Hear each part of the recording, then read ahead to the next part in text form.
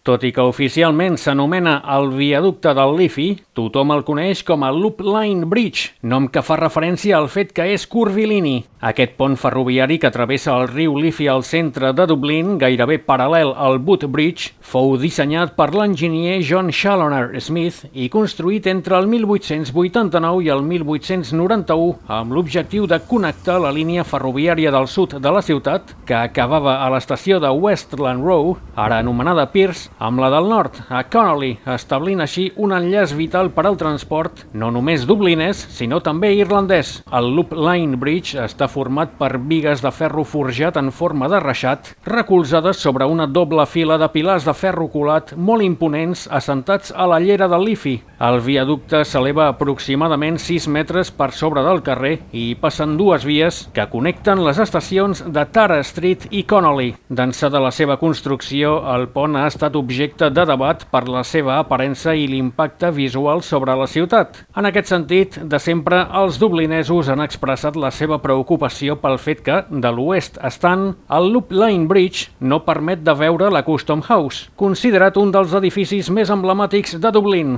Al llarg del temps s'ha mirat de trobar una solució sense reeixir. Als anys 20 del segle passat, el Comú de Dublín havia estudiat de reemplaçar-lo amb un túnel, una idea que va reaparèixer al 1967, i al 1993 l'Institut d'Enginyers d'Irlanda va convocar un concurs d'idees, però finalment el disseny guanyador no va anar més enllà d'una maqueta. D'altra banda, el 2004 els anuncis que cobrien l'estructura van ser retirats i ara només hi resten grafits. Curiosament, els qui van ser més a prop de permetre que tothom pogués veure sense problemes la Custom House van ser els tripulants del vaixell de guerra britànic Elga, que durant els fets de Pasqua del 1916, volent destruir l'antic Liberty Hall, tenia el Loop Line Bridge al mig, fet que li va suposar de rebre algun impacte. Això sí, l'estructura va resistir l'embat.